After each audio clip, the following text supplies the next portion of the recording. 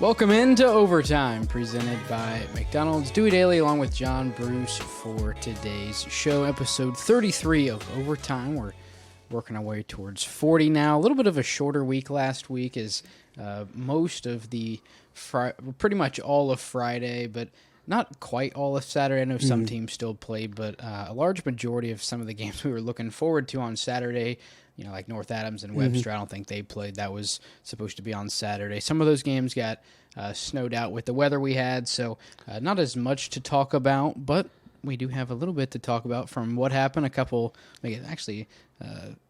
1,000-point scores we'll talk about today, some game reviews, and then some games coming up this week as well. So yeah, Mother Nature definitely won last week, at least on Friday.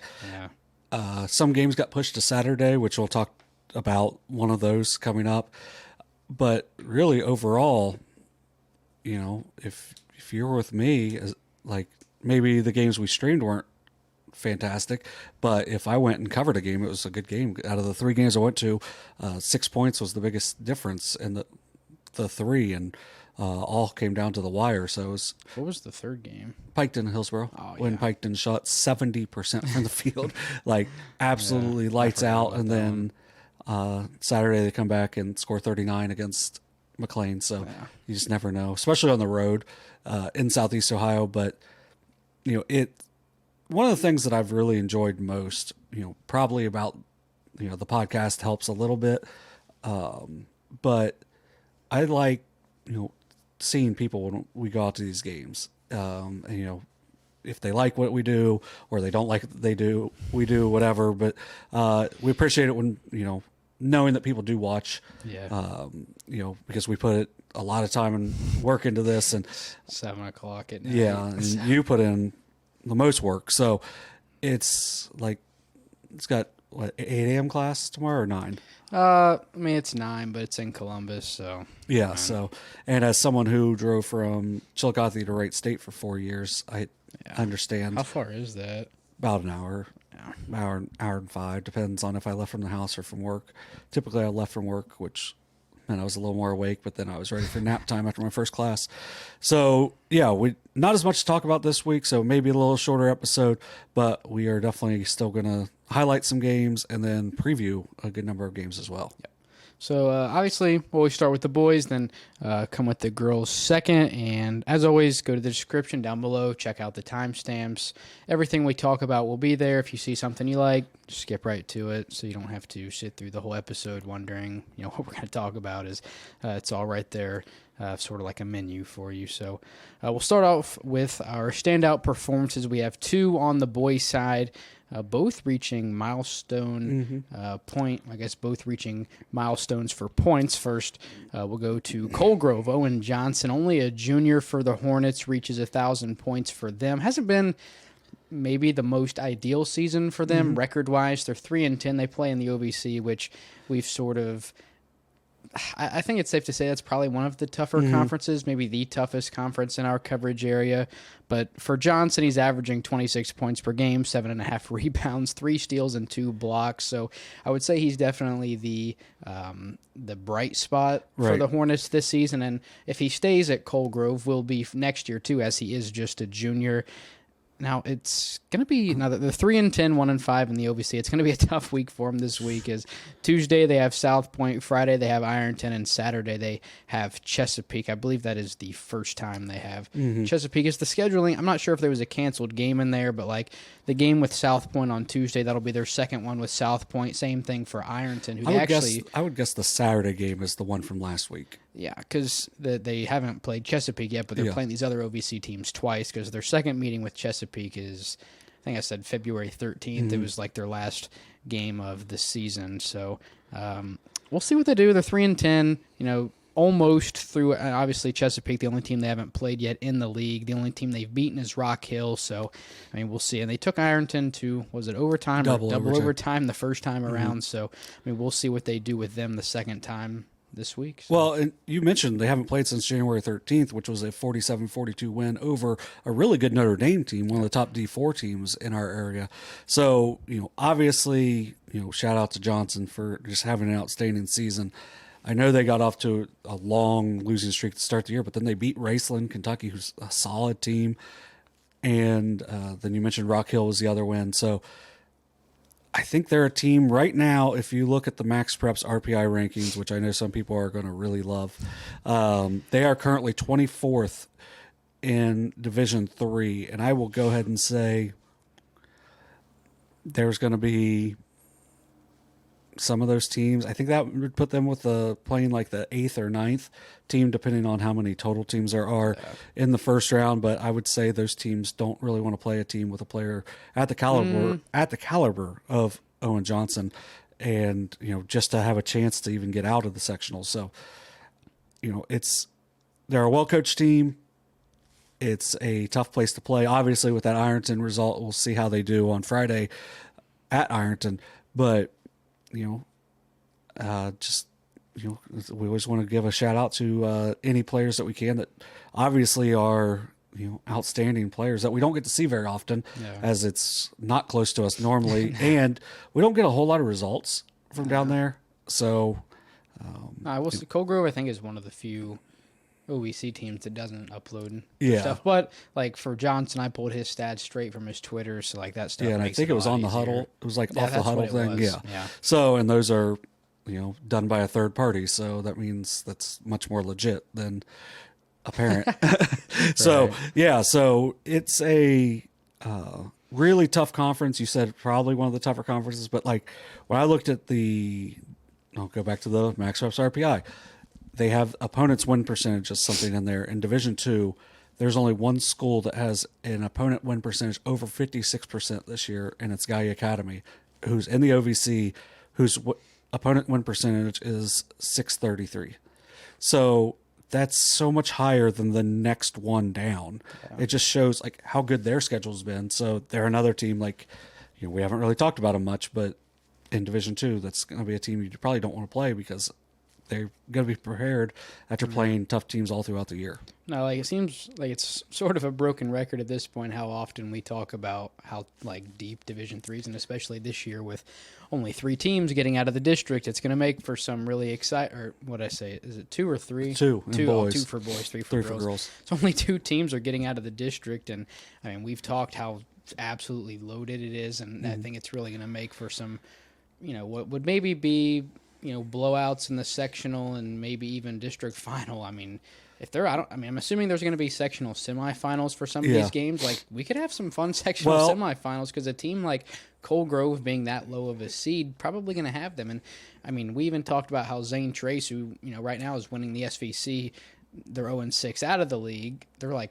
15? 15, and they haven't had Landon Jarrell for over half of the season at this point. So, and I mean, if Jarrell comes back, which, I mean, the plan is he will. Yeah. They're probably going to be a little higher than a 15 seed, but still, I'd say they're probably going to most likely still be the lower seed in their first matchup, unless they get like matched up with somebody really low in like a sectional final or a sectional semi. But like somebody's going to get matched up with Zane Trace, and they're probably not going to be too happy they're playing them. Well, here, I'll just throw this out there.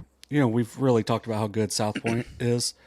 South Point right now would be matched up with Chesapeake to get to the convo in the 8-9. Oh, the district semis and the convo. Yeah, and so then for that sectional final. And then for that, a district semi could be South Point against Minford.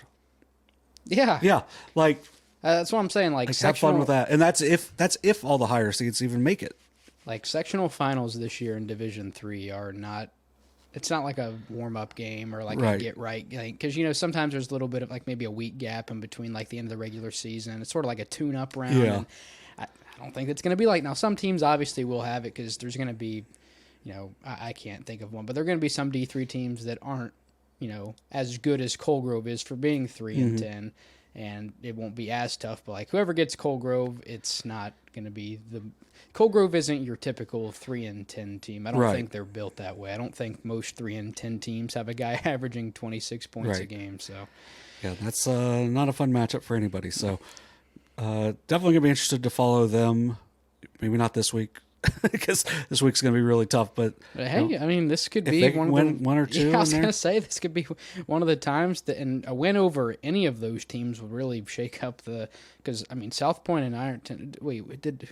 Ironton and South Point, they played, right? No, they were supposed to play last week. Oh, so that was one of the games that got pushed back. So I was Yes. okay, so Ironton and South Point are still.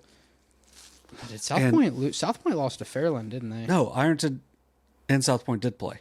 They were supposed to play last weekend also to end the to start the second round. So they did play. Think. I don't know either. See, and here's the problem right now. Max Preps is kind you of use funky. Max Preps, but it's just not working tonight. Although there's a nice ad for a movie with Tommy Lee Jones in it on the side. All right, well, you figure that out. I'm going to talk about this ad real quick. Okay. So Tommy Lee Jones is over there. He's where you are on the movie poster. Oh, okay. Ben Foster, I'll say, is me on this side. The names on top are Ben Foster over top of Tommy Lee Jones, and Tommy Lee Jones over top of Ben Foster. Like, why not change it? I hate it. I hate it so much. No, Ironton played Chesapeake, and so did South Point. That was who I was thinking. But they haven't played each other. Right, so that was one of the games they got. I was going to so Ironton and South Point are they both still undefeated in the OVC? Both 5-1. Both 5-1. Man, Yeah. Max Preps had Ironton at like 4-0. It's not now. Okay, well, I guess I should have done. We only had a Coal Grove down. I didn't expect to go. Yeah, because remember, Ironton lost to Portsmouth by 600 by last 30. week. Yeah, 30. It wasn't last week. Or a but, couple weeks ago, yeah. Yeah, so, but I think Ironton and South Point right now are tied for first Yes. in the OVC. So, I mean, a win And then for Chesapeake, Fairland, and With Portsmouth, 2. they're all a game back with Right. 2 losses. So, I mean, a win for, like I said, a win for Coal Grove and against any of those 3 teams would shake it up. Anyway, and they haven't played, as we said, for 10 days. So Right. We'll see. Probably not the most ideal schedule coming off of a 10-day break for them, but Unless they were hurt, and now they're getting healthy. right. That could be. Right. All right, so we'll move on. We'll talk about North Adams. Guy, we haven't talked about in a few episodes, it Right. seems like. Bransyn Copas, now the all-time leading scorer over at North Adams, eclipsed the 1,362-point mark, and the Green Devils win over White Oak. I don't know his exact scoring number now, but over 1,362, and now their all-time leading scorer for North Adams. I think he passed his dad. I saw his dad was up there, but like on their banner, they also had somebody that was like 1,300 plus. Like, that's literally what it said. Oh, so they But may not know. I think Coach Copas was the 1,362, so I think they were sort of so now the top 2 are. Well, I guess they were already Copas and Copas, but now they're flipped. But for North Adams, 9-3 on the season, they're still undefeated in the Shack. I think their only losses were to Minford and then Fairland and in then overtime. Fairland, and then didn't they lose to Lost the team in they played? overtime to Bishop Hartley, who Yeah, the has team. 1 loss on the year. All right. So it's been a really successful year for them. Their game on both of their games this past weekend were canceled. The game at Eastern on Friday was rescheduled to February 3rd, and then the game on Saturday against Webster also canceled. Not totally sure if they'll make that up or not. Nothing was official on Max Preps yet. But since that's not a league game and it's not even a divisional game, not totally sure what the makeup policy is for that.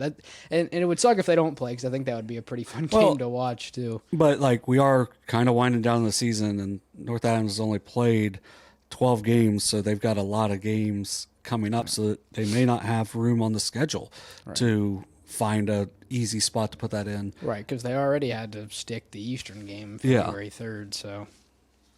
Yeah, so Copas on the year, averaging 20 points a game, 20.3 points, only 2.5 assists, 1.6 steals, but man, he is dynamic.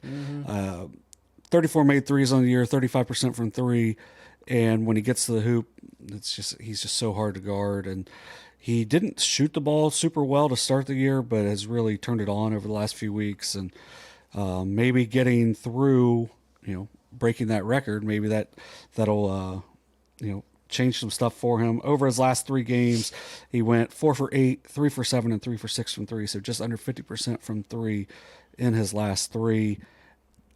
He had a game against Peebles where he made 7 of 16 threes. It's just he's a dude. Oh, he's a player. Yeah.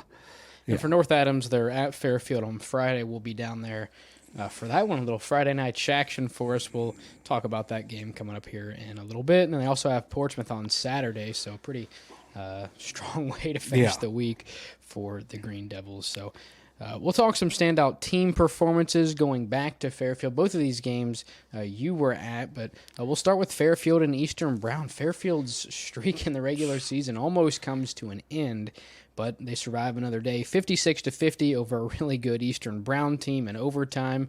Big time win for the Lions on the road. Yeah, and a huge comeback, and shout out to our Derek Webb for not going, so I was able to. And, you know, it was a game, like, it felt like Fairfield didn't have a whole lot of energy early. It was a packed gym. The JV game went to overtime. They had a nice presentation for the district championship baseball team last year from Eastern Brown.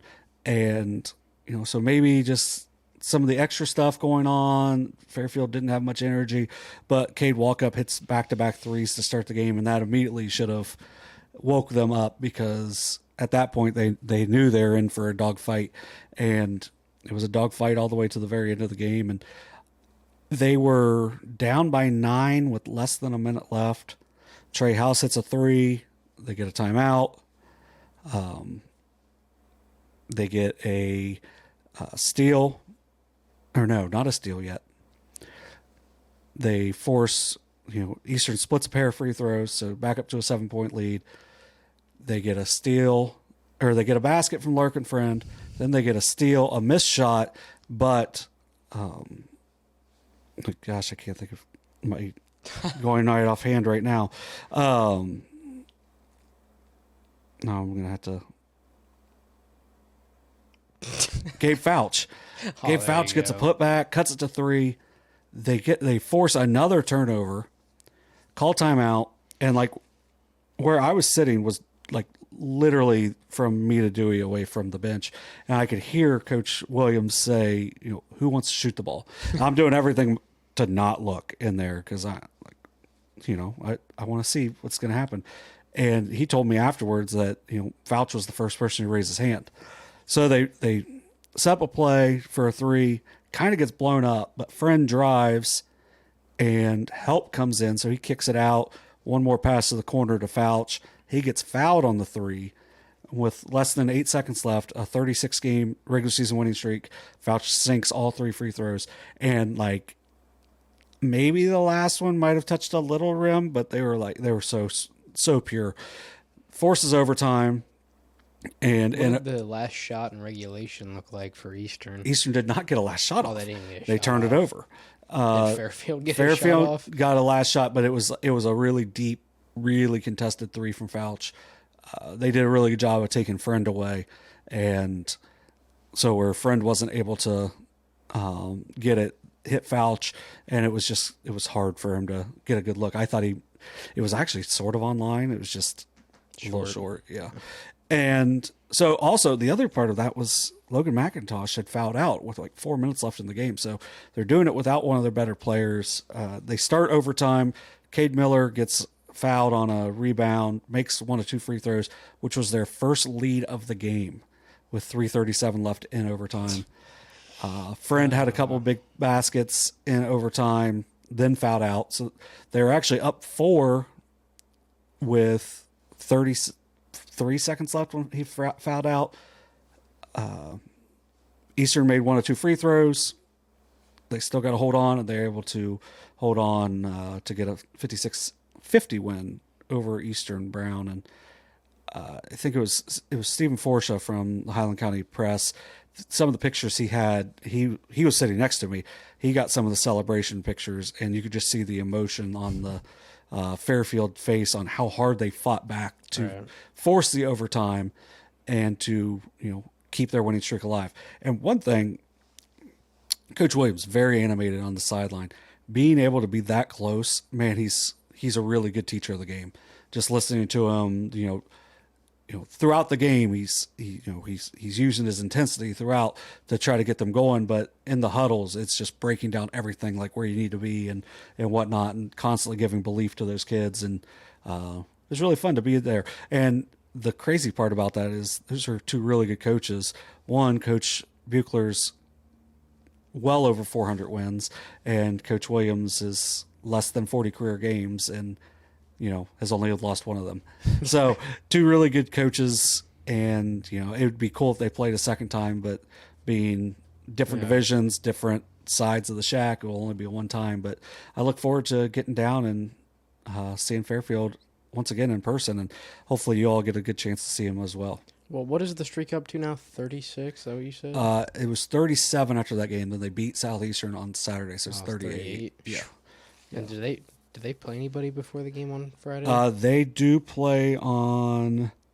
I put it in here. So they play Fayetteville they play at McLean on Tuesday, which McLean just beat Piketon and has been playing better. So played Benton County tight. Yeah, especially at home. I was going to say at home, it seems like McLean is a lot better than they are on the road. Yeah, so Fairfield's got to go in with their A game, or it's going to be upset city in that Tiger Town. Yeah, the other Tiger Town. So potentially a 40-game regular season win streak on the line if they're able to take down Fayetteville. What did you say on Tuesday? Or no, North Adams has Fayetteville on Tuesday. Oh, I screwed up. Yeah. Oh, so does Fairfield have a? Fairfield's at McLean. Oh, at McLean. Yeah, you just told me that. I don't know. You're why. a silly goose. It's all right. All right, we'll move on. We'll talk about big time SOC 3 matchup, the battle of the unbeatens in the SOC 3. For now, Wheelersburg remains the lone undefeated team in the conference throughout the first trip around in the league. 60-58 win for the Pirates, big time win at home. Yeah, and once again, due to a scheduling mishap, I was able to get down there and see the game. And when I pulled in, I parked in the very back of the school, which I didn't know was there. Like, obviously, the back of the school's there, but I'd never had to park there before. So I pull in and I walk all the way around. I go in an entrance that I had never gone in. And I look in, I walk into the gym, and there are people just piled outside of the gym. I'm like, I'm 5'9"-ish.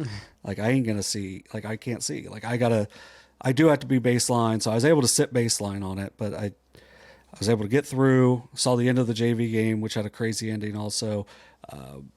Wheelersburg actually blocked looked like it was going to be an uncontested layup. It wasn't a LeBron chase down block, but it was about as close as you could get in a JV basketball game to win the game and keep it from overtime. So we go into starting, and it was just such an awesome crowd, great atmosphere, both sides completely packed. The student sections were big and loud, and just Wheelersburg brought the fight immediately. Knocked down a couple threes in that first quarter where Minford wasn't able to connect from three. It was a game where Minford didn't shoot the ball particularly well, but I think a lot of that had to do with Wheelersburg, and then it was also a refereeing crew that was going to let them play. So if you're going to score around the basket, you had to really earn it too. So I think that's where, that may have been where there were some struggles for Minford. Went up for a couple dunks when they probably should just laid it up and in, and didn't get the foul called. But if you just lay it in, maybe it does. And like some of the teammates are saying that. So it felt like Wheelersburg was going to start to pull away a little bit, and that was all without Devin Lattimore doing much in the first half, because Braylon Rucker was awesome in the first half. They were, every time it felt like Minford was going to tie or take the lead, it was immediately answered by the really young Wheelersburg team. A lot of sophomores on the team. Zane Maurer hit a couple of threes. Landon McGraw, Hunter Bivens, a couple more sophomores played really well for him in that first half. Miles Montgomery and Jackson Shoemaker each hit threes late in the first half. Montgomery's gave him the lead, and then on the next possession, Rucker hit a corner three to take the lead back, which they did not give up until the start of the fourth quarter. So 4-point game at the break.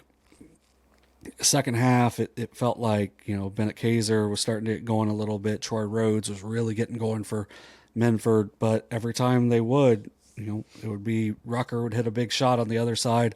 And then late in the third quarter, I think Coach Prater or, Lattimore saw something in the middle of the Minford zone where if they got Lattimore the ball, it was 2 points, because he went crazy in that fourth quarter. He had 16 points in the game, 14 of which came in the second half. And I would say All 14 came in the last 9, maybe 10 minutes. Most of those also came in the last 2 minutes. So he was huge throughout. They were able to, extend the lead out, but Rhodes eventually hit a 3 to tie it. It came down, I think it was like 105 to play. Lattimore scored with another shot inside. Rhodes would be fouled on a 3. He only made 1 of 3, shooting into the Wheelersburg student section, which is pretty crazy.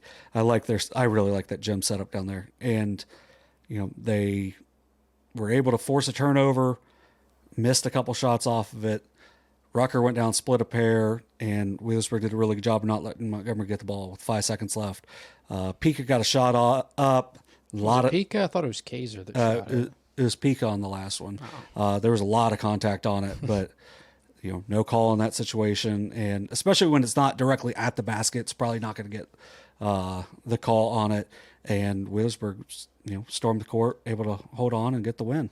No, Rucker finished with 19. He knocked down 4 threes. I was kind of surprised to see Troy Rhodes had 14 points with 3 threes. He played really well. I mean, when we saw him against South Webster, I think he finished with 2 points, and I think he only shot it one time or one of 2 maybe. So yeah, he doesn't shoot it very often, but in that game, Wheelersburg was giving him the shot. So they were doing a lot to take away the shots from Montgomery and Kaiser from outside, and then Shoemaker from outside. So Rhodes just stepped in, shot him with confidence, and knocked him down. I mean, it makes sense. I mean, if you're going to let somebody shoot, you might as well let the guy that never shoots shoot. Right. But they found out that, he can shoot. It's just he's not always getting shots because you have Montgomery, Shoemaker, Kaiser, and even Pika, who, I think most times when we see him take threes, they're usually from the corner. So yeah, to me in the game, it was the fact that Wheelersburg was able to just keep rolling. I think they played 9 guys. And they just kept putting people out. Wheelersburg? Yeah. They had 7 guys in the box scoring. Yeah. And they had a couple more that didn't score. And then, Luke Swords played well. I think he had 4. Yep. And is just physical. So they're a team that, I like the fact that they can play a lot of depth pieces. And, Hunter Bivens comes off the bench and was just, gave them really good minutes in that first half.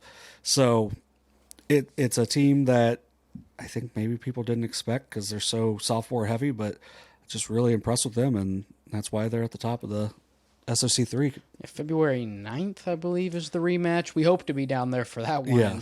I mean, if the atmosphere is anything like it was in Wheelersburg, it should be a fun time. We've already seen what that gym can be like when it's pretty full. I think Wheelersburg might even bring more people and then than South Webster did. In South Webster, I mean, there were people just standing in the doorway, so that place, it'll definitely be an SRO type night over at, I think, the Nest is what. Yeah, so that is February 9th, and if they both can hold on and beat Webster the second time, avoid an upset Waverly team and Valley and all them, and I mean even. I forget Wheelersburg goes to West. He said he was worried about West coming up on Tuesday, I believe. So. Well, and then Minford won by 2 at West. So, West record-wise hasn't been very good. They still beat Jackson, still nearly beat Minford at home. So, I mean, they're a more than capable team of doing so. All right, let's talk some game previews coming up this week. We'll talk 4 games, all really big games in league play, and I think every game's in a different league, so we'll get some solid coverage here. We'll start on Tuesday night. Some SVC. Yeah, it doesn't work quite as well as our Friday night game, but first game is in the SVC battle of the 2 teams atop of the South Valley Conference, Zane Trace and Unioto, their second time around. Zane Trace took the first one in Kenny Kinnick. 0-6 outside of the league for Zane Trace, 6-0 in the league. Unioto, I think 3-4 outside of the league, and then 5-1 inside the league without lone loss to Zane Trace. This should be a fun time, and with how small Unioto's gym is in comparison to a lot of the other gyms, the atmosphere should be absolutely crazy for this. Yeah, it typically is, and especially when both teams are really good. Yeah, are really good. And especially where they are in SVC play right now, this is a game that Unioto must win if they want to have a chance to win the SVC. They still have to go to Adina on Saturday, who's been playing well, but those are probably the 2 toughest ones right now. just the way it looks, and it's coming up this week for them. They're playing pretty well right now. We had their game against Circleville, which if you didn't see it, which odds are a lot of you did not, it's on our YouTube page. So go back and watch that if you want. Zeke Schobelach and Blake Fitch and Blake Hoops went crazy, and then Ashton Crace was solid off the bench, and nobody else really scored. KB Perkins had one. Crace had two. Split a pair at the end. So it was a pretty fun game. Unioto pulled away late in that, but in the Zane Trace side, they've been doing this without Landon Gerald, and there have been definitely some like down spots or whatever the correct term is for that. But I mean, I feel like the game against Wheelersburg is kind of like eye-opening a little bit, especially when you look at a team like Wheelersburg who, they beat Portsmouth by 18. They beat Webster by 10. They just beat Minford by 2. And ZT took them to overtime and lost, 62-57? Yeah. It was single digits. I think it was 5 or less. Zane Trace was up late. Wheelersburg had the ball. Wheelersburg scored, I think, with like 6 or 7 seconds left to tie it, to send it to overtime. And so me, and that was without Gerald. So that's why, right? You're getting better every game. Landon Robinson is just outstanding. Like, maybe won't have the overall numbers that blow you away, but he does a little bit of everything, and he can really shoot it. Noah Houston's came on really well. He had like a 19 or 20 point game against somebody, I believe. Yeah, he had 20 last week, and off the top of my head, I can't think of it. I could go through my Weebly page real quick, but yeah, it's a team that without Gerald, who averaged right around 19 points a game, they're still, maybe not having the non-conference success, but they're still having some success. In that game against Wheelersburg, Robinson had 16, Ezra Rippeth had 13, Gunnar McCullough, who's actually been probably the biggest beneficiary of extra playing time. And I think Langley missed a couple games as well. He's out for a while. Oh, he's out. Yeah. Okay. I didn't know if he'd come back or not. No, hopefully he'll be back by the end of the season, but he had to have some pins put in his hand. And so McCullough had 11 in that game. So, Brock Gerald can still really shoot. No, Houston had 21 against Paint Valley last week, and Gunnar McCullough in that game had 19. So, they've had some kids that have benefited from, Gerald being out, and they haven't lost any ground in the SVC. And I believe, I haven't got full verification that Gerald will be playing on Tuesday. And, we'll see what he can give because, being out for a month. Well, I tell you, that game against Adina, the game that he got hurt late in the third, that may have been his hottest game. I mean, he was like 5 of 6 from 3 or like 4 of 6 or something. He was 5 of 6 from 3, and he got hurt on, I believe, a made layup. Yeah, and it was just nuts. Yeah, he was having. That's a game that probably would have been a career game because it was like midway through the third. So that was a game that Adina was up 11 zip, and then it was 13-13 after one. Yeah, and after that 11-0 run, it was like ZT whatever, like 60 something to 30s, like that. After that 11-0 run, it was just all Zane Trace. Well, and that's the other thing with Zane Trace. Like, they coming into the season didn't have a ton of varsity experience. They had the 2 Geralds and Robinson, and then really nobody. Like, McCullough played like here and there. Langley played a little bit, but he got hurt last year. So really, they didn't have a lot of experience coming back. That Unioto game, they're down 9 in the third quarter. They come back and win that game by 3. Like the Adina game, they're down 11-0. They don't appear to get rattled at all, and they've done a lot of winning at different levels. So, they don't really get rattled, and, that's what makes them a really good team. And like their non-conference schedule, they're 0-6, but they played some really good teams in it. And, Circleville, Jackson, Wheelersburg, obviously. Trying to think of a couple of the other ones, but I mean, they didn't play Miami Trace, did they have them coming up. Okay. They haven't yet, but yeah, so they played a really good non-conference schedule. Vinton County, so they played all these teams that have not very many losses, and that's what's made them be even better in league play.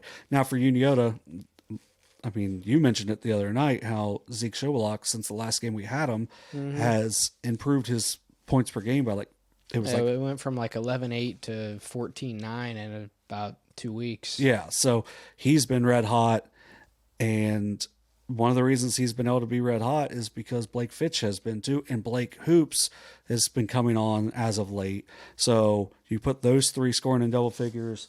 KB Perkins is getting 10 rebounds a night, and also is usually around 9-10 points. Some nights he doesn't have as many, but he does a lot of really good work around the rim. They're getting a lot out of Ashton Crace off the bench right now. Newton Hoops can come in and make some shots off the bench. Jordan Perkins gives them good minutes. Caden Cutright against Huntington had a really good game, so it seems like he's starting to kind of figure some things out for him as well. So I think with their depth, I think I like them a little bit in this game of being at home, but I think, Gerald, before he went down, was the best player in the SVC. Wouldn't be surprised if he turns it on immediately coming back either. He just comes back right where he left off. Yeah, so hopefully, as just an overall basketball fan, and just like we've had a chance to talk to him, like he's a really good kid. Like, hopefully, he can do that for himself as well and for his team. I think this should be a really good matchup. It's going to be later tonight.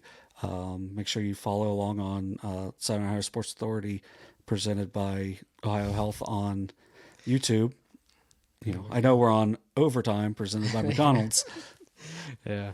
All right, let's move on to our other live stream coming up a little bit later on in the week. Our first Shaction game, probably going to be our only Shaction game. Although I will say the Eastern and North I know it would be our third times with North Adams, but like that game getting moved up might benefit us a little bit, because that, I know Good Guys kind of has that schedule that they, like a tentative schedule they make at the beginning of the season, and they probably already had something scheduled for February 3rd or whenever that game got moved to, so maybe they stick with that, or they might make an exception just because of how great that game would be. But nonetheless, Fairfield and North Adams, 14-0 for Fairfield, 9-3 for North Adams. Both are undefeated in shack play. So, and they're on opposite sides now. I think last year they would have been on the same side, which is kind of crazy to think that this year you could have had Fairfield, North Adams, and Eastern Brown all on the same side of the shack. But once again, Friday night Shaction coming up before the game. North Adams, as you said, Fairfield on Tuesday, Fairfield at McLean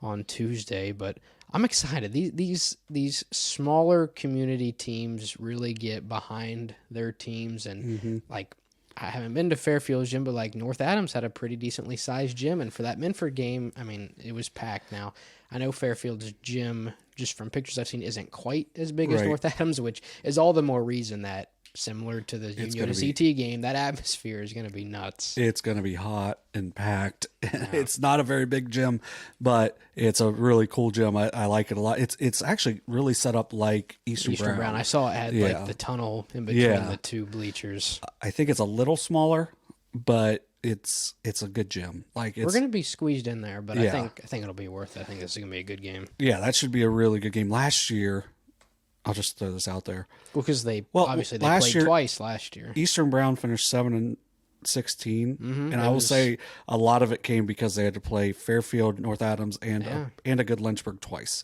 in the same division last year. So I can't remember what I said on last week's episode, but that snapped like, what was it, maybe a 5 season over 500 streak. It was something like that. I mean, a quick down year for them, and I mean, you could say them switching sides is a little bit why they are 11-3. So I mean, you could factor in, you could take away, 3 wins and make them 3 losses. They'd still be above 500.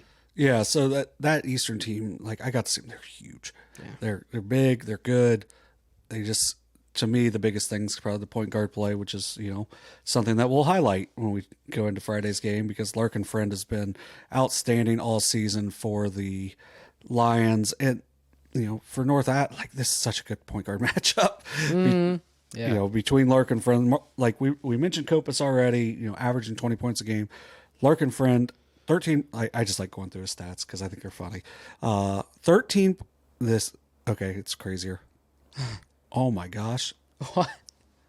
13.6 points, 10.6 rebounds, 8.4 assists a game. He's almost averaging a triple-double. Like, I wonder I wonder if the Southeastern game, because the stats haven't been put up yet, I wonder if they just said, oh, you're close to a triple-double. Why don't you just pass every play and just boost those numbers up? But, yeah, he's had assist games of 14, 13, 12, and 10 on the year. His lowest is 5. Like, yeah. And, like, one of the games he had 5 assists. He scored 22 points. The other one he scored 16. So, you know, he's accounting for a lot of their points, whether directly or indirectly. It's coming off of. Well, and then when you got a Trey House who's averaging 12.4 points a game, you know, Gabe Fouch that we talked about earlier, Logan McIntosh, those are all really good players. Cade Miller's solid for them. It's just they're a team that is not fun to deal with. And then speaking of teams that are not fun to deal with, is, you know, North Adams. Yeah. I mean, you obviously have Copas, who's awesome. Well, then, I mean, you have Schweiker, Rothwell, Osborne. Yeah, it's been a little while since I've looked at North Adams stuff, but those are just the 3 that I mean, obviously Rothwell and Copas were the big were the guns 2 last year. Right, those were the 2 returning all Shack selections. And then I know we talked about how Schweiker had a big game against Minford in the district final last season, and you know, he's continued to do what he does this season. And like you said, I think, what is it, Caleb Osborne for them? Is that Carson Osborne? Yeah. So, I mean, they've got players, right? And when you look at these teams, like, especially for Fairfield, Division IV, not the biggest school. So when you have 3, in Fairfield's case, even 4 guys you can somewhat lean on, I mean, that's big, because at schools like that, you know, some other D4 teams, and, like, I'm assuming, like, Manchester and Ripley are probably D4, and, like, you know, they're lucky if they can get one guy they can lean on like that. And for Fairfield, they have, you know, 3+, which makes all the difference in the world when you play in a smaller league like that. Yeah, and for North Adams, you know, just those 4 guys have all had games with over at least 17 points at least once this year. Osborne has had? Man. He's averaging 8.7. Oh, I didn't realize he was averaging that much. He's averaging 8.7. Rothwell, 10.6. Schweikert, 11.3. Yeah. And, you know, obviously Copas over 20. Then you have a Connor Young that comes off the bench. He scored in double figures once. Connor Rogers scored 15 in their opener. He had 14 in another game. Like, and that's without mentioning Cody Hessler, who actually took only like 2 shots against Minford. He shot 8 shots against White Oak the other day. Please tell me he made at least 1. He scored 11. There we go. Yeah. So out of their 7 guys that play, all have scored in double figures this year. Mm-hmm. And that's one of the things we pointed out about Eastern Brown last week is you don't know who it's going to be. Now, for North Adams, you know who it's going to be, but you don't know who the second and third is. The fact that they have so many different options, and that just makes them really tough, and they've been playing really well. Well, and that's like, I know we're getting out of the Shack, but I think that was a big thing in the Minford game was I don't think Schweikert had, you know, very many points. I'm not sure if I don't know if he scored. I'm not sure if Osborne did much. I think Rothwell, you know, maybe had 6 or 7 maybe, and then, I mean, Copas was... Schweikert did not score. Yeah, and like Copas was hot out of the gate. He was like 3 of 4 from 3 in the first quarter, and... Yeah, I will say in that game alone, I know we're going back about a month, but I think they got a little bit too reliant on the 3, and it wasn't their best shooting night, which is why I think it was, like a 17-point loss. But you're playing Minford, so... Shot 26 threes in that game and only made 6. Right. But, I mean... 4 of those were in the first quarter. Like the next game, they were 11 for 29 from 3. Right. The game after, 9 of 26. I mean, that's about Well, it's not like they were taking bad... I mean, most of those were open looks. They just weren't going in. And if those do go in, I mean, that changes the game. I mean, if 3 of those go in, it goes from 17 down to 8. And, I mean, who knows what happens then, so. Yeah, like they had a game, like I'm just going through their games right now. Like they're going to shoot a ton. Like when they beat Batavia, they were 12 of 24 from 3. Like you're not losing. You're not losing if you're 12 of 24. And I think one of the reasons why they shoot so much is they're very undersized. And well, Copas is probably one of their taller guys, and he's their main ball handler. Yeah. And then, you know, what's going to be fun in that game is Fairfield's not very big either. So should be a fun matchup. Fast, I would assume. Fast. Very fast. Because, I mean, Larkin Friend is what, maybe 6 foot? Yeah. And he's averaging 10 rebounds a game. So he rebounds like a madman. But, yeah, it's over the last few games since North Adams' last loss, which was December 12th in that game against Minford. If you want to go back and watch it on our YouTube page, go ahead and do that. It was a fun, really fun game for us. Quick game. That was probably when the game was played, probably our best game up to that point. Although it was a 17-point loss, it was a lot of fun. Yeah. To North Adams does a good job hosting media. Yeah. I'd say. It's a pretty good job. I agree completely. And, since that loss, they've won 7 straight games. They've shot a lot better from 3. And, I think that makes this game, very dangerous. But also, Fairfield really has to take care of business on Tuesday, at McLean. Yeah. So that is a trap game of all trap games because you see their record, 4-11. You're like, whatever. But they beat a Piketon team that's pretty solid the other day. That's right around 500. Like 6-7 now. Yeah, 7-8. 6-7. Like yeah. So, I mean, then you look at the Vinton County game, like you mentioned earlier. They took them to double overtime. Yeah. They're a team, and they have one really good shooter. So well, McLean, gosh, didn't they actually? I thought they actually beat somebody that. I might be thinking of something else. Chillicothe beat Vinton County. Maybe that's what I was thinking of. Yeah. All right, we'll move on to another rematch in league play, this time in the SOC 3. South Webster and Wheelersburg. No days off for Wheelersburg. You go from Minford, now you got to play South Webster for the second time this season.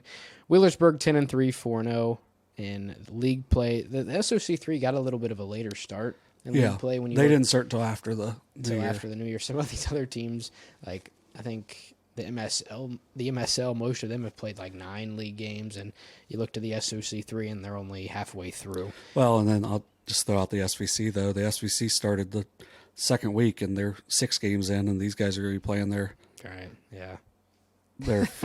fifth or sixth. Well, this will probably be their 6th league game because it's Tuesday, right? Also, so yeah. So for South Webster, 11-2, 2-2 in the SOC 3 as well. Once again, their second time meeting up this season. First time around was, I believe, at South Webster. 71-61 Pirates, big win. And I think that was kind of our, for me anyway, like now I'm like fully on board the Berg train. And I think the night before, the Berg ship, the Pirates, yeah. I think the night before they beat Portsmouth really bad. Yeah, the game before they did. And I think that, like, when I saw that, I was like, ooh, like, because I think that was Portsmouth's first loss of the season. And then you beat Webster, and that was kind of the wake-up call, like, oh, this Wheelersburg, like, this is, cause I think Wheelersburg only went, like, 12-12 last year, and it's like, oh, this is not a 12-12 team. And they're so young. Yeah, they've got players, right? And I mean, right now, that's why right now they're leading the SOC 3 with guys like Rucker and Lattimore. We've said it a bunch. Not the biggest team, but they've got the skilled guys. They can shoot it from beyond the arc. They can penetrate. I mean, they're fast, and sometimes speed. I'm not gonna say that. Yeah, but you know the saying. Yeah. What was I gonna say? You know what I was gonna say? It would get us kicked off TikTok. Would it? The kill word? No. I was going to say speed beat size. Oh, okay. Is that something from Cars? Is that from Cars 4? Cars, there's not even a Cars 4. Yeah, I know, but they should be. I don't know. It's been pretty... You're a big Cars fan. Oh, I love Cars. But big rematch here in Wheelersburg. I mean, Friday night, so this will be the same time as our North Adams Fairfield game. Hopefully we get a rider down there. I mean, I would think we would, because I would like to keep up with this game before it's over. Because, I mean, within the SOC 3, this is a big deal. I mean, Webster is now lost to Minford and Wheelersburg. Wheelersburg still undefeated. And I think outside of Minford, I mean, when you look at face value from like Valley and West, because obviously Berg has to play West on Tuesday first. But when you look at, because the other 4 teams outside of Minford, it's Valley, West, Webster, and Waverly. And I think at face value, Webster is probably the toughest. But I mean, most of these other teams aren't great overall. But like for Valley, they have Copley, right? For Waverly, they have Nyber and a bunch of good freshmen. And then I think for West, it's just kind of a congregate of all of the guys they have. So I don't know. I'm excited. Tough week for Wheelersburg, but I'm excited to see if they can get out of this week 6-0 in the league. We're going to have to talk Carson into going down to that, because currently we do not have a rider there. So, but I will say this: one of them, Guessing Derek probably isn't. Does he was have going anything? to go with us, Oh yeah, and then Brock's going to go Miami Trace Jackson, which is a big game, yeah Carson's gonna especially have to. for his area. So we got to hopefully Carson's not doing like 12 OU games, like. He did a girls and a boys game. Yeah, the other day. like, come It's on. It's like Sunday, I think. It's Yeah. a doubleheader. Yeah. No, it was Saturday. 'Cause I Saturday. just got off of work, so Yeah, shout out to Carson. yeah. Carson got to take the week off from OU and get down to this game. 'Cause I don't know. I mean, a 10-point win at Webster. I think Wheelersburg is a tougher. Like playing at Wheelersburg is Yeah. obviously going to be tougher than playing at home. So I don't know. I I think Wheelersburg wins, and like I hate to say it, but like it might be more than 10 this time. see. I feel like if Coach Pearson's back, which I think he is. Oh, that was like the first game he missed. That was the wasn't first it? game he missed, and I feel like for South Webster, this is a kind of a proving ground game. Like, hey, we want to make it to Dayton. Right. And this doesn't make or break that, but for the most part, if you want to get to Dayton, you got to win games in tough environments, and this is probably the toughest environment they'll play in the rest of the season because they already went to Minford. They played okay, pretty well down the stretch, but they got to bring the intensity the whole game and not just the last 4 minutes like they did in that game to where they made it close. But they've got some kids that were Wheelersburg kids that are now at South Webster. So how are they going to deal with that environment, and how is that environment going to deal with them? Right. So they were, I think Timothy and Summer both, or at least no, just Summer. Just Timothy's exchange. Oh, okay. Yeah. All So, right. then a couple of the guards, I don't know exactly which ones, but I know it's not Roberts. Yeah. So, Well, I mean, obviously, yeah, Roberts, biggest kid in the gym, probably the Yeah. most. I mean, definitely the most physically gifted guy in the yeah. gym. I mean, the dude's what 6'7" or Right. something, and he can play like a guard. I mean, we saw him knock down some threes against Minford. He's got to get going, right? I think he has. If he stays engaged throughout the whole game, I think that's a big difference because I think. I don't know. And I know they fought back against Minford, but just from watching Webster, it seems like they don't play from behind right. at great, right? I think if they get down double digits, And especially that's and honestly, I feel like that's what happened the first time around. because Summer, against Minford, I've said it a bunch. Technically, a 3-point game really was 6. Like Summer tried to keep him in the game. I mean, he knocked down like 4 threes in the game, but I don't know. I mean, it seems like Wheelersburg is a very suffocating team on defense. They take away. I mean, that's why Montgomery only had 14, and a guy like Troy Rhodes had 14 because they're letting Somebody else has to step up. Right. It wouldn't surprise me if you see a guy like, I can't remember his first name, but like the Campbell kid. I mean, he might knock down Brock. 3 or 4 threes. I think Malt might be another guy that might shoot a little, or even Timothy. I mean, he didn't play a bunch against Minford, and he only finished with like 8 points, but his efficiency was insane. I mean, he made most of what he shot, so you could see a guy. He seemed like he wasn't too confident in his shot from beyond the arc, but I mean, if you can get a 15-footer 5 or 6 times, Right. it's 10 or 12 points. So we'll see. Well, I mean, to me, it's the guards have to step up for South Webster in a game like this because you're playing a lot of good guards. You're probably going to win the rebounding battle, but Wheelersburg's going to make you earn every one of them. But you've got to you have to have another scorer. So whether it's Bernard, White, or Malt. Malt wasn't who I was thinking of because you named him already. Campbell. Schuper. I forgot about Schuper. Yeah. So I mean, They play with for a D4 team. They play with like what 7 or 8 guys. Yeah, so which is really good to have that depth, and that's going to match up with Wheelersburg's depth in that game. So I think if they can get a guard to get 8-10 points to make it a little bit easier on the bigs inside, to make it to where Timothy can just stay down if that's where they want him, or keep him in the game. I think that's going to be maybe the big time part to help South Webster. And, for them, I don't think they would match up with Fairfield before a regional. Yeah. So that's kind of our dream matchup for our coverage. Yeah. Would be to see them maybe at least buy the districts, but like you said, I think they'll be the 1 and 2 which would put them in 2 different districts. But I mean, that gives a chance for us to see 2 teams win a district title, which, I mean, in the grand scheme of things, is more likely what we want. But we're a little, like, we want to see good games. yeah, we want to see them earlier. in the district final. But I feel like outside Selfish of, a I little feel bit. like Fairfield's the only one that in D4, yeah. So because that Notre would Dame just lost to Colgrove, who's 3-10. I mean, that's only their 3rd win of the year. So So I feel like for South Webster, they got to use these chances to get better, because they're the first 3 games of the tournament might not be that difficult. So you got to get better. And just in case you're having an off night down at the Convo, like they had an off night last year against Notre Dame and lost to them in the district semis. So you got to get better in these little moments like this. So even if they don't win, just get better.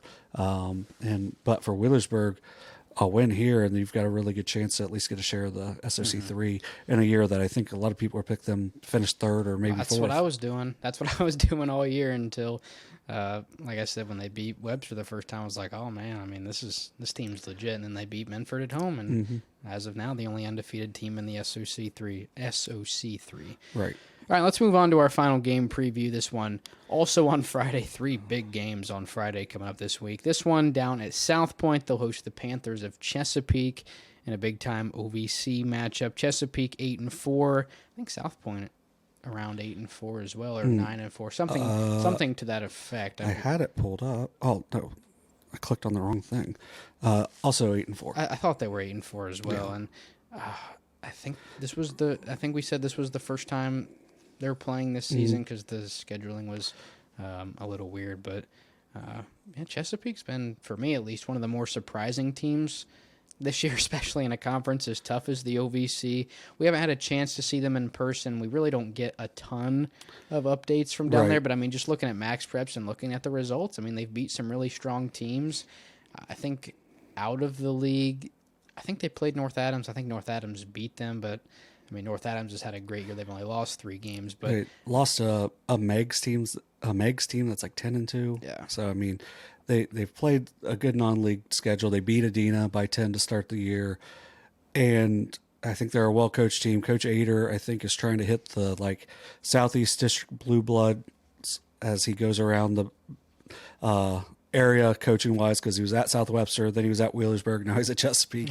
So, stepping up along the river and coaching some really good programs. And I know we talked about Maddox Casey last week, but Danny Maynard is really fun to watch at the point guard position. He does a lot of really good things. Philip Thacker, only a sophomore, has a nice inside-out game. So I think the Panthers, it was a 1-point game last time they played. So that was the 48-47 yeah, game. so a 1-point game at home. So that they've got to, if they want to stay in the winner, this is kind of a win and stay. Right, Winner stays in the league race. The loser is, maybe 2 games back, because South Point. South Point, South Point's only lost 1, so I mean that would put them a game back. Yeah, it would put them a game back, and I mean we'll see what Ironton does with their schedule this week too. Yeah, so I think this is going to be a big game. Hopefully, we can get some updates from somebody there. I know we won't have anyone because we've only got so many writers, but and it's at South Point, which is like 2 hours away. So yeah, so it's a big one, and we'll definitely be following it right now. And as I mentioned earlier, on the Max Preps RPI, they are the 8 and 9 seed, so it's going to be a preview of a sectional final matchup between 2 teams that are 8 and 4. That's crazy this year. No, I feel like D3 and D4 are like the exact opposite in our coverage area, where it's like D4, and you kind of have Webster and Fairfield, and then Notre Dame's kind of there as well. But I mean, I know Fed Hawk isn't technically in our coverage area. D4? Yeah, but they're the 4th, and then it's. Well, that's what I'm saying. Yeah. But then in D3, you have seems like 15 teams that on any given night, they could upset the 1 or the 2 or the 3 or 4, whatever it may be. Well, there's 20 teams in Division 4 in our district, and Eastern Pike is. Oh, are they Division 4? Okay, that's a strong team as well. They're currently 9th at 6 and 6. So there's only 8 teams over 500 What in are the they? aya. You say, who are they? Yeah, I mean, obviously we know the top three. So who are- South Webster, Fairfield, Fed Hawk, Notre Dame, Trimble. Trimble's well coached Yeah, too. that's South Gallia, South Carolina. Sums Valley, both are 6 and 5, Sums Valley. and then Manchester's 9 and 8. Yeah. And I can't figure them out. Manchester. Yeah, they are kind of all over the place. Just lost to Peebles the other day. I thought, just based off watching Peebles, I thought they were a better team. But The Titans just hired the Bengals offensive coordinators. Their Let's head go. coach, Brian Callahan. Brian Callahan, I don't even know who that is. I feel like Bill Callahan's the don't know who former Bill- coach at Nebraska and the Raiders. I feel like Vrabel to Callahan is a. I don't know. Hey, That had to have been a Vrabel decision. There's no way the Titans just took Callahan over Mike Vrabel. Miley Smith just got offered by Providence. There we go. Yeah. Isn't there a thing like a dude with a hood on, like a witch or something? They're the Friars, so yeah. Is that what a friar is a witch? No, it's a old priest. Oh, I Old, forgot. like. He's like. Do you know anything about? I almost said Peter Pan. It's not Peter Pan. Robin Hood. Do you know anything about Robin Hood? Man, I know her grandma got eaten by a wolf. That's Little Red Riding Hood. Oh, what'd you say, Robin? Robin Hood. No, I don't know. He robs from the rich and gives to the poor. Oh, I don't know. You better keep that in. Yeah. Friar Tuck is one of his merry men. That's how I know what a friar is. But yeah, so yeah, we got. As we are getting ready to head to girls basketball, give one quick update. South Webster 46, Wheelersburg 35. So Wait, say that again. South Webster 46, Wheelersburg 35. Girls? Yep. I'm going to go ahead and say that think Claxton Zimmerman is- played. Well, she I bet played Claxton the other played night, too. Yeah, we won't talk about that game specifically when we go to girls, Yeah. but we kind of got, like, it wasn't a great outcome, but we kind of got robbed because Claxton didn't play, and then Zimmerman got hurt when it was still a pretty close game. I think it was Yeah. tied when she went out, so just Yeah. kind of an unfortunate night for. Thankfully, she was able to come back because, like, when it first happened, it did Well, not you were. seem. I mean, the first thing you said was, "Man, it's a good thing she got over 1,000 because we're Yeah. not sure if she's going to be able to." I mean, it didn't look very good for we don't know if she's going to be able to play the rest of the season. But I think the next game, she was back in the box score. So Yeah, and that's a really good thing. And like, she came back in and played. well, she tried. She tried, but I think it probably just tightened up. And I was like, oh, that's probably not great. But yeah, shout out to her being a tough kid. Well, it didn't help it happen against the team that, I mean, as of right now is in second place in the league and will have a chance next Monday to clinch a share and technically win the league for 2 years in a row for Yeah. the first time ever. So, Yeah. all right, Which we'll talk about. we'll move on to girls first. We'll talk about Amaris bets for Unioto getting over the millennium mark in points, over 1,000 points now for the senior. Yeah, thankfully she did it the way she did because her last basket gave her 24 points on that night. So they celebrated, took her off the court and whatnot. They had reported that she needed 23. As someone who does all the research and everything, I knew she needed 24. So I was like, please get 24. Please get 24. She got 24. So she got exactly 1,000. She got exactly 1,000 in that one. She had 6 against Piketon in a game where they were up a lot at halftime, so she didn't shoot a whole lot in that. So she's at 1,006. One of the better shooters in the area. Really good overall scorer. I think she's one of the sort of unsung heroes of the Yes. team. Like, I feel like Miley Smith, like rightfully so, gets a lot of the publicity for them, and then Hamilton transfers in, and I mean she's been great all season, but especially here recently has been. I mean, she got Performance of the Week for us last week. I think Smith was SVC Athlete of the Week the year before, the week before that. Yeah.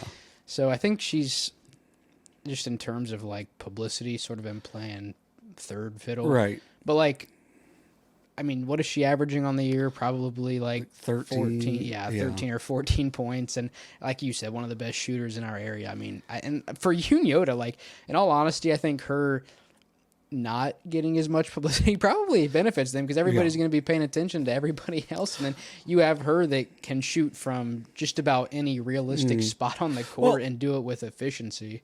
In the game they lost to Owen, they ran the play to get her the ball to shoot a half quarter because they only had 2 seconds, and she hit the front of the rim.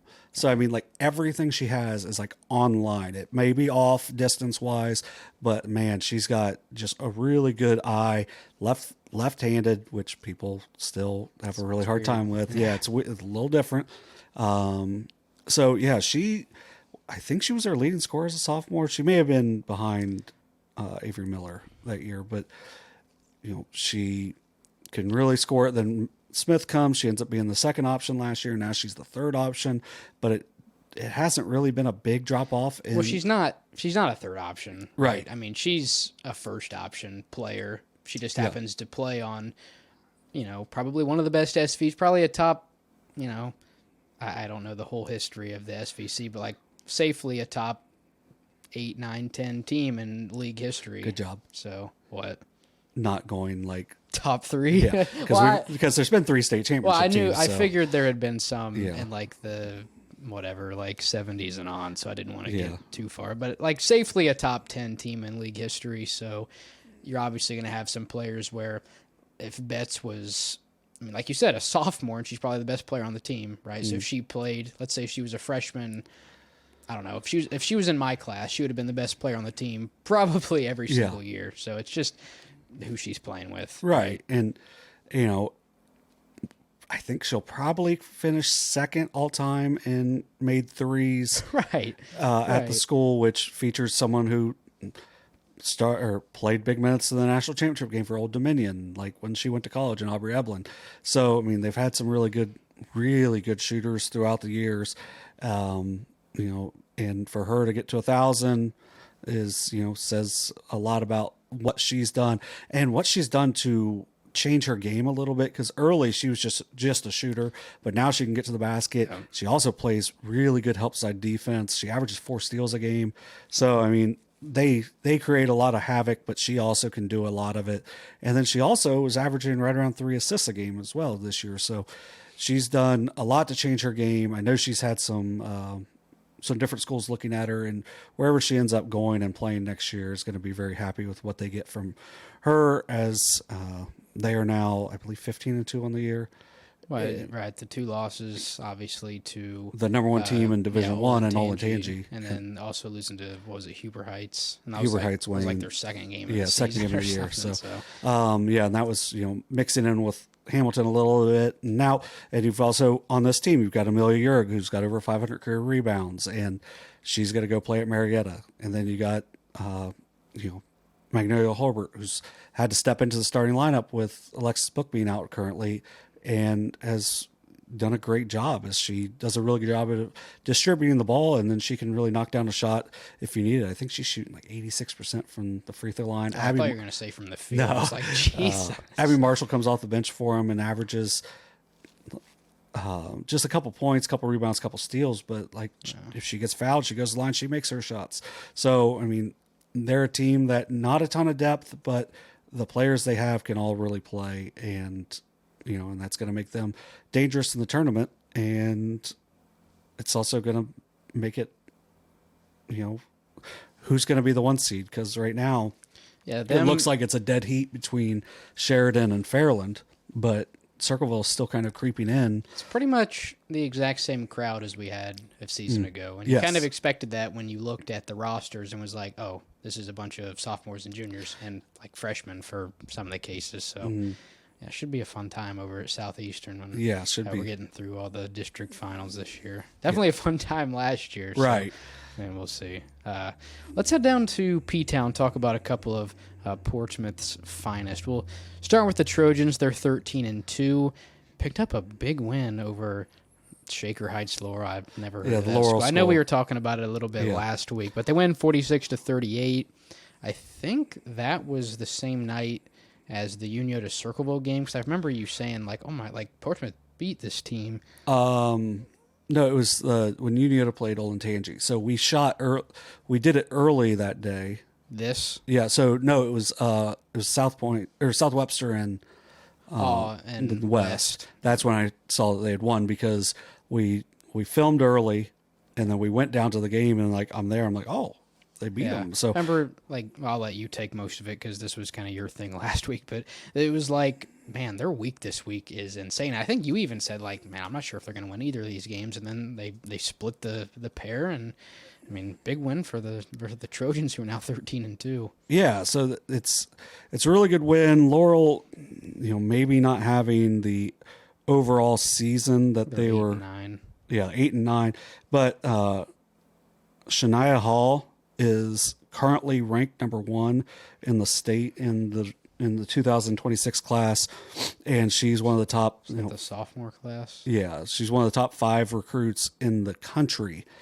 Not bad, not bad at all. Now, Sienna Allen is 3rd in that class, and I think Miley Smith was 7th. So I mean, it's a really good, really loaded class, and also that we have Bailey Russell in that class as well, so, and Godby, and yeah. So in that, the night before they lost to Mason, who has the number 5 player in that the class. Worst logo of all time. Yeah, gosh, it's like a crocodile. No, that's Laurel's the Gators. Oh, is that one the alligator? Yeah. Oh, okay. Yeah. So Portsmouth's going to be the 1 seed in the they're going to be the 1 seed. So even if a potential loss to Fairland. Yeah, because I think that's after the drawing. Yeah, it is late. I think what is it? February 6th. Yeah, something along. I think the draw is the week before. So what is today? Today is 22nd, 23rd, whatever. So at the end of next week's games is when we'll have the tournament draw for the girls. Yeah. So Portsmouth they're not like a ton ahead of Adina and Peebles, but I don't see them losing to anyone other than Fairland. And, obviously they already beat Fairland. So in that game, they had Sienna Allen, 21 points, 9 rebounds, and, Daisha Reed, 19 points. That seemingly is kind of what happens, is one of them scores 19, the other one scores 21, because that happened in the win over Fairland. Right. And, it's a really good team. I think that they are, a lot deeper than last year with Kiki Woods and, I can't think of off the top of my head the other. Haven Carter is one that they added. Bryce Shannon, another player as well. I mean, anything beats what they had. Yes. Year. I mean, so when they finish the season with less than 5 players on the court, I mean, you're not going to have that this year unless something like disastrous happens. But yeah, it's a nice team. I think they're really well coached, and they're going to be the 1 seed. I know teams don't want to be in the 6 and 7 spots because that would get them to a district final against Portsmouth, and that's not really where you want to be. No. All right, we'll talk about the other team down, and not technically in Portsmouth, but out west. Whatever. Yeah, out west, the Siders. Portsmouth West, 12-3, on their way, seemingly to another SOC. Well, I guess it would have a chance. I guess it would be their first SOC. Now they're still in second with the loss to Minford, but last year their first ever SOC 2 title. Now they're looking for their first ever SOC 3 league title. They took down Webster on Monday. They beat Wheelersburg. I don't remember what day, but Thursday, a little bit later on in the week after the Webster win. They've been impressive. They have Waverly Monday night, who at halftime they were up 36-14 after only winning by 5 in their first meeting. I believe it was 55-24 was the final. So winning handedly over the Tigers. They also have Valley a little bit later on in the week. So you expect in the league they're going to win out this week and at least be 14-3. I haven't looked at their schedule, so I'm not sure if they have any non-conference. I'm assuming they don't, just because they start their league play late and they kind of seemingly are trying to squeeze it all in at the end. Max Preps is working. Oh, yeah? Yeah. They won already tonight, so they're 13-3. Yeah. Yeah, so that's usually we have these are the upcoming games and whatnot, and we can't really do that because Max Preps. Yeah, Max Preps down. They're at Valley on Thursday, which Valley's down a That's key their player. only other game this year or this week. So. Yeah, then next week, which we'll talk about, Monday, was we'll talk about Minford, then at South Webster, then they got at Peebles, which I would. And that'll be a fun one. Yeah, that will be a fun one, actually. Yeah, February 5th. I'm excited to see the Webster game because this time it's going to be at Webster. You assume Zimmerman is, I mean, she's been playing, so you think she's probably close to full strength now. Right. You maybe get Claxon back. I mean, like I said, it's at Webster, so it could be an entirely different deal than the game we saw last Monday. Yeah, so I think, that makes them a lot more dangerous. But like with West, you've got Emma Sayre, Macy Wistman, Kate Rollins. No, I mean, Carver and Wistman are like, coming into the season, the reason I picked Minford, it's because, like, well, they graduated like 4 of their 5 starters. Yeah. So how good are they going to be? I know they bring Sayre back, Defensive Player of the Year last year, but I mean, is one player going to save you when you go have to play Minford, who has like 4 people that can put it in the basket? Well, and like with Sayre, she was probably she didn't even play like the whole second quarter Right. against Webster either. Yeah, and so like with Sayre, she was a player that you could go to if you needed a basket, but she wasn't like the player like that they had to go to. So was somebody else going to be able to step in to help the scoring load? And like you mentioned, Wistman, Carver, Rollins, different. Because Rollins and Sayre were the only 2 returners, I believe, that played meaningful minutes. They graduate McDermott, Howell, Howard. What was the point guard's name? Oh, man.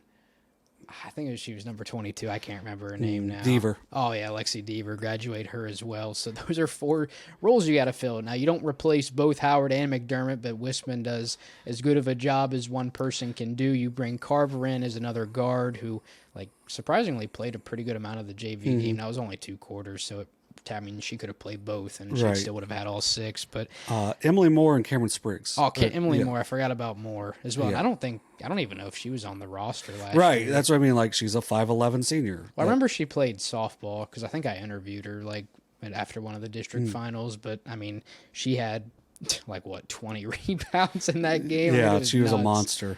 And then Spriggs a 5'10" senior. So you're having players that have gone into roles that they have never played before and have really stepped up big time to help Sayre, and that's why they are right in the thick of the SOC3 race. All right, let's look to our game previews. 3 games coming up this week, and I guess our last 2 technically next week, but with our upload schedule. We'll talk about them now so we don't miss them. We'll start this Saturday, Circleville and Teays Valley. Circleville, one of the hotter D2 teams, especially when you look at schedule, still undefeated, 14-0, undefeated in league play, 9-0 in the MSL. We saw them handedly take down Amanda Clear Creek by, I think it was 45-25 after only beating them by 3 points. Yeah, and it wasn't that close. In the first minute. No, it was like almost a 30-point game, yeah, and then it got hot late. Yeah, it got a little bit out of hand, but it's at Hamilton Township, Circleville is at Hamilton Township on Tuesday before their matchup with Teays on Saturday. For Teays, they're 8-6, 6-2. The last meeting was a 44-39 win for the Tigers over the Vikings. I mean, Bloom beat Teays, so you figure it's Bloom, Carroll, and Teays are the 2 teams that Circleville is going to have to beat to get out of the MSL undefeated. Now, they only beat Fairfield Union by like 4 or 5, so they're going to have to play them again as well, which, I mean, that score kind of surprised me because especially, what's the volleyball player's name for Fairfield Union? Thompson. Yeah, without Christian Thompson, like, you kind of figured they might be a little down, which, like, record-wise they are, but when you look at the game against Circleville, you wouldn't have really thought that, as you only lose by, 4 or 5 points. So I think this is probably, I mean, like I said, Bloom and Teays, the 2 biggest games remaining for Circleville, but I mean, if they do what they did the first trip around, a good chance for Circleville to go into the tournament draw, at least, as they would only have to make it through, this week to get to the tournament draw with an undefeated record. Yeah, then, Teays has played an outstanding non-conference schedule, which, was why they're 8-6 right now. But right now, if you look at the Central District, they would be 15th, which is pretty good compared, being 8-6. They're over teams that are like 11-4, 10-7. What is Bloom? Bloom. If Teays is 15, Bloom has. Well, they're different divisions too, because Teays is Division D1. Yeah. Bloom is D2. Okay, yeah, that's part of the reason why they're piecing out. But no, I'll pull up Bloom too. Bloom is 4th in D2 in the Central. Wow. Yeah, it's because their conference like their schedule's a lot better. Like Columbus and Centennial is 11-1, but they've played a win percentage of 39.8. So yeah, so, I'll do it to you. Yeah, so it doesn't matter how many. I mean, it does, but just winning, just win, baby.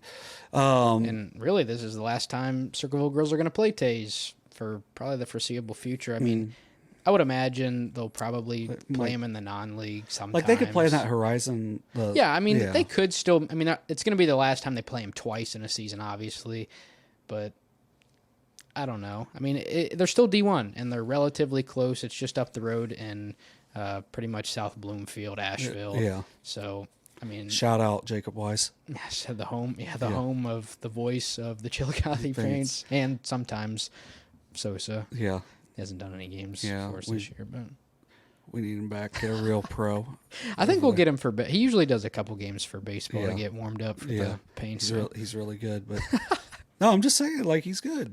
You're good sometimes. I hate you so much, but yeah. So I think it's a big one because, like you said, Circleville has a chance to go undefeated in the regular season, and by doing that, get a good draw. Yeah, I mean, you're probably at going to have least to avoid somebody in a district semi. Yeah, because you figure you're going to play Sheridan, Unioto, or Fairland in the district final of one of those. So, I mean, I don't know. Fairfield Union was like a 15 seed, made it to or a 12 seed, and made it to the final last year. So maybe somebody upsets Circleville in the tournament. I don't know, but yeah, right now Circleville is third. They are way ahead of Unioto for fourth. So like it's crazy. So if they win out, they'll. Yeah. So that would put them with Fairland. Right and now. then Sheridan and Unioto would be on the same. Be the exact same thing as last year. So, except for, well, didn't Fairfield Union beat Circleville to make Fairland beat Circleville? Oh, okay. I would really like Sheridan and Circleville to be on one side, and we have Fairland and Unioto on the other. That would be my preference. Just me being selfish and wanting Unioto and Fairland in a district final instead of talk to Bigham. No, not Bigham. Buchanan, Miller. I got to talk to Coach Buchanan the other night down at Wheelersburg because he was there. Yeah, nobody else playing. The school wouldn't let him go down to the Winter Hoops Classic because the roads and stuff still. So, so they didn't play in that. So Fairland's got to find one more game. Hopefully, Unioto, not league matchup. Yeah. That'd be hilarious. Hopefully they can find someone. Because it'd be tough for them to not play as many games. But I think at the same time they want to make sure whoever they play is going to be, helpful for them and their RPI. Get some experience, not really experience, but get used to the talent you're going to play. Because I think Circleville at this point has higher aspirations than winning a sectional final. Yeah. Right? I don't think they won a sectional final last year, as I think they lost to Fairland in the sectional final. But I think they hosted Fairland in that game. No. That was they played at Logan because I covered that. So was that a district semi? That was a district semi. Okay, so they did win a sectional last year. But I mean, when you're 14-0, I think you're shooting a little higher than a sectional final. You want to get a little further than you did. At least make a district berth this year, which, I mean, in Division II is never going to be easy. So no, because I mean, especially right now it would be possibly. Right now it would be matched up with Waverly, and who I mean just got clipped by West, but I mean, but they're very athletic. Yeah, and they've played some teams really, really close. So. Right. All right, let's look to Monday now. A couple games coming up. One Shaction and one is not. We're hopefully looking to get down there for this one. This would be our first game of the week and our third Monday out of 4 in the last 4 weeks. But Minford at West. Seemingly for the SOC3 is Minford winning on a buzzer beater at home just a couple weeks ago. Pretty quick turnaround to play a Once team again, twice. If I'm at a game that we're not streaming, get ready because it's going to be a good one. But Minford at West, it was a 2-point game the last time around. This time it's in what don't they have a name for like West? I swear there's like a name for that area. Like, I swear somebody called it, like, Round Town or something stupid. Oh, I have no idea. I might be thinking of something else. But it's Circleville, because it's literally Round Town. It's a circle. But anyway, Minford at West, 2 teams on top of the SOC3. We've seen them now both in person. haven't seen them play each other. We saw West take down a really good D2 team in we saw Minford take down a really good D2 team in Jackson. You saw Minford play West. I haven't, but then we also saw West beat South Webster by, I forget what the final was, but I think it was like a lot. 20 for 25. So. Yeah, something like that. But 55-34. I put the score on there. 55? Yeah. Oh, did you? Yeah. Where is it? Under the team performances. There it is. 55-34, right where you said it was. Good job, buddy. Yeah, thank you. So, in the previous game, it kind of came down to, no. Well, anytime Let me take that plays, back. you want the under. Yeah, don't go to kinda came down to who had the ball last. It literally came down to who had the ball last. The Senators were not able to guard Maggie Reisner, which is why she was able to score, hit the buzzer beater to win the game. I think she ended up with 19 on the night, and Minford wasn't really able to guard Emma Sayers. They were fouling her a lot late, and that's why she was able to make a bunch of free throws down the stretch. But West did not shoot the ball very well in that game, so they're going to need to shoot the ball better. It's a size matchup. It's Reisner's 5'10". Sayers about 5'5", maybe. Yeah. Well, I was gonna just go across the front line first. Oh, for Minford. Yeah. So why can't I think? Pendleton is like Rockall, 5'10", and then Williams is like 6'1". Yeah, I think they have her listed taller than that. Oh, so, is she? Yeah. So, and then with Lindsey Williams, some really good size there. For West, you got Wisman, who's 6 foot. Emily Moore, over 5'10". So, Kate Rollins isn't necessarily short. I don't know if she's listed at 5'10" or more, but then obviously with Sayre versus Conkle, this should be a really good matchup. It was obviously a good matchup the first time. I think it has the chance to be another really good matchup. Minford hasn't won the league for a few years, and Well, it's because they've been really young. Webster. Oh, did we already get the final from the Webster and Wheelersburg thing? Yeah, they won. But we didn't identify the fact that Skylar Zimmerman had 26 points. Oh, man. But, it's because Minford has been very young for the last 2 years. They've been that team that's been on the rise, and now it's starting to kind of come into fruition where those players that were freshmen 2 years ago, now they're sophomores, or now they're juniors, and the ones that were sophomores are now seniors, and you're starting to get a little bit more of that, season-type players with all of them, and that's why right now they're the front runners. Yeah, so this one has some big implications, as I think really if Minford wins, it won't necessarily wrap up the SOC3 title, but it'll be pretty close because it's a control your own destiny after that point. Because it's Waverly. Wheelersburg now has 2 losses. West would have 2 losses. That would wrap it up. That would be it. They would have to lose 2 games, which they'd have to lose 3 to not even get a share. So right. But yeah, so they would have to lose to Wheelersburg, who they beat by 10 the first time, lose to Waverly, who just got beat by a bunch. Yeah. By West. But it seems like West is playing really well right now, so should be a fun matchup. I think, if you want to see good quality, hard-nosed basketball, that's a game to watch for sure. That game, I don't think it'll get over. I think the line would be like 88. Oh, I'd go way under. Well, that's what I'd go way under. I'd go 78. You would set the line at 78? Mm-hmm. Last game was 37? Last game was 30, 39, 37. So that's, 46? 76, so bump it up a couple. 79. I'm still taking the under. Yeah. Yeah, these are 2 really good defensive teams, and, Oh, also on our tweet, West beat West, 55-24. Oh, really? Yeah. That's cool. Yeah. I like when that happens, when the same teams beat each other. Yeah, no wonder they won. Yeah, somebody easy. Had to win. All right, another game Monday night.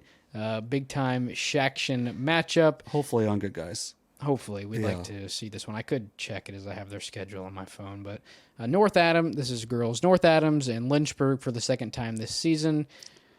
Most of the Shack has, they'll play somebody and then they play again like a week later. But this one's a little more spread out. They played on December 18th, so it's been over a month now. This was in Seaman. Green Devils win 53-46. This is now their second meeting in Lynchburg.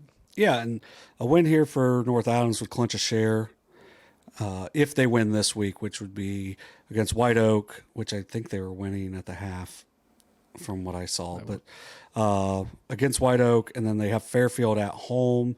Both of those games are at home for the Ramblin' Green Devils. I don't know why I went with Ramblin'. Like, why wouldn't I have just gone something else Devils? I couldn't think of what color it was at first. The gritty Green Devils. Yeah, the gritty Green Devils. So, they win those two games this week. This game would clinch a share, and, with only a game with West Union left. And then I'm going to get to the hilarity of Lynchburg-Clay schedule.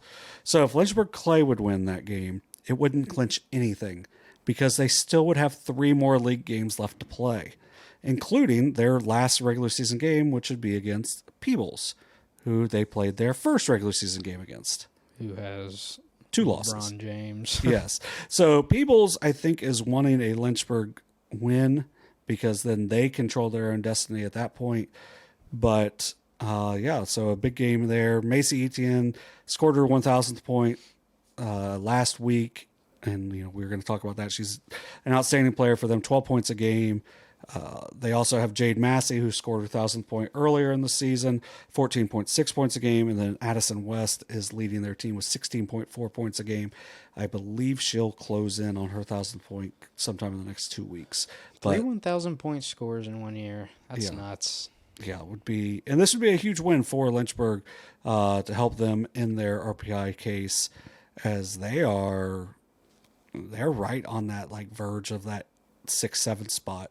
I think they're in 8th right now in the Southeast. Yeah, they're in 8th. They're right behind River Valley, but a win here would probably bump them up a good bit. North Adams is 5th, so I think they're kind of desperate for a win because they don't want to drop down in that 6-7 spot. And so, North Adams led by Kenley Jones, 14.7 points a game. Caitlin Borger with 10.2 points, and Harley Brand 9.3 points. They're a solid team. Tatum Grooms gives them some really good toughness and intensity as well. So it should be a good game. Like to get down and watch them, but hopefully good guys will be able to, get the stream out for sure that night. It should be a fun way to really start off next week. Yes. Really ending the week, as both of those last 2 games are on next Monday. So yeah, unless you have anything extra to add, I think that'll ain't got nothing, sir. About wrap it up for us. I think Joe Boo needs a refill. Joe Boo doesn't even have a shot glass. I guess we probably shouldn't do that. We give him some Coke. Yeah, the Reds Caravan was in Chillicothe today, and Fatso didn't make the trip. I know. Ian. I know. What was he doing? He's probably getting traded. Well, they just re-signed him, I think. Yeah, so probably. I don't know. Maybe had what I had Sadak and Corky Miller were the only 2 I would, and Edwin Arroyo maybe, but. Well, maybe he got diverticulitis like I had last week. Ugh. He looks like the kind of guy that would have. Hey, shut up. All right. Yeah, so get out and watch some games this week. Hopefully, it's going to rain. It's going to rain. Yeah. It's going to rain a lot, but it's going to be a lot warmer than it was last week. So I was excited. Really, when I got to see that, the crowds at the games last week really made me happy because, it means people are getting out and supporting. Yep. And, hopefully you can support our sponsors and our live streams. But, if not, at least get out to a game and support the kids. Yeah, should be a fun week for us. Monday, or what are we doing this week? Tuesday is Zane Trace at Unioto. And Friday's Shaction time, Fairfield and North Adams. So yep, should be a fun week for us. Looks like it's going to be 2 boys games this week, and then potentially two girls games next week. I think we're looking to get down to North Adams and South Gallia. Yeah, a little bit. Got to see the Rebels at some point. Yeah, because they've been pretty good this season. So we'll maybe talk about them a little bit on next week's show. Right. Give an update on South Gallia. What is it, Crown City? Crown City, yeah. We're not going to Crown City. I was kind of surprised to see it just wasn't in Gallia. South Gallia is not in Gallia. That's the county. Oh, it's Gallia. Gallia is a county? Yeah. I did not know Gallia was a county. Yeah. Like, I seriously didn't know that. I thought it was just like a little town or something. Oh, it is a town. Queen City. Crown City. Queen City. Queen City? I think that's what they call Crown City. No, South Gallia is Crown City. The nickname Cincinnati for is- Gallipolis is So Queen City. So Gallipolis and Cincinnati is Oh, Queen it's the City? French city. God, you're so stupid. I am stupid. I'm a dummy. What's up with all the... Why is Unioto called Frenchtown, too? I don't know. Maybe their people came from Gallipolis. Stop saying it like that. That's how you say it. No, look. If you look it up, Gallipolis. Liss. L-I-S. No, it's EESS. I'm not saying Gallipolis. My sister-in-law is from Gallipolis. I know She can stick it because I'm not saying Gallipolis, unfortunately. All right, well, that's 55 miles southeast of Chillicothe, 44 miles northwest of Charleston, West Virginia. The population was 313 in the 2020 census. The second largest community in the rural Point Pleasant micropolitan. are you trying to make Yeah. someone hit you with my laptop? Yep. It's a challenge. All right, well, unless you have anything extra to add, I ain't got nothing. I think that'll do it. All right, well. Oh, got it. God. When it was first settled in 1790, the French 500 were a group of French aristocrats, merchants, and artisans who were fleeing from violence and disruption of the French Revolution. Jesus. That's why it's the French city. They didn't want to get their noggins chopped off and thrown on some Old, stakes. old rich boys didn't want to get their heads chopped off. Yeah, Probably a bunch of corrupt fellas down. that's what it sounds like. All right, well, Hey, we History ran lesson across for the Gaia. ocean. We just got across this little river. Yeah. That's enough. We don't need to go any further. oh, I mean, they were just right on the edge, ready Yeah. to get whacked.